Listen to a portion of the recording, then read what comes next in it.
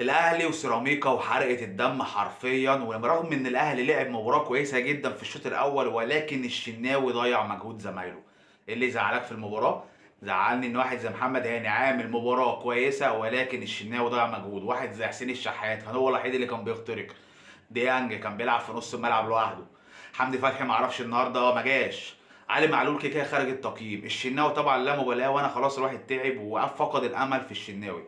طيب بالنسبه لكولر، يا كولر انت دلوقتي بصراحه انا شايف ان انت لازم تنتقد. ليه بقى هتنتقد؟ ممكن طريقه لعبك دي تبقى حلوه في افريقيا. في افريقيا انت بتلعب مع فرق بتلعبك راس براس والملعب مفتوح، فبتعرف تلعب كوره. طب في الدوري المصري راكنين الاتوبيس ورا. جميع الفرق اللي بتقابل الاهلي بتركن الاتوبيس ورا حرفيا. يبقى انت كده في مشكله. يا اما في مشكله في اللعيبه، انك ما عندكش لعيبه مهاريه بتعرف تخترق. الوحيد اللي كان بيعملها هو كان حسين الشحات.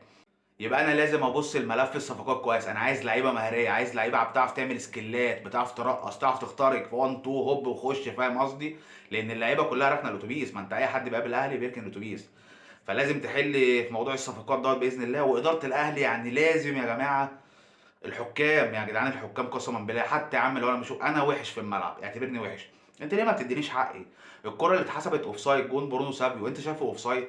الحكام يعني برضو بيضيعوا مجهود اللعيبه. وهي اصلا الدوري المصري الواحد بيتفرج عليه حرفيا دمه بيتحرق، من ناحيه تصوير، من ناحيه جوده، من ناحيه ارضيه زفت، من ناحيه لعيبه اساسا بتاخد ملايين بالاونطه.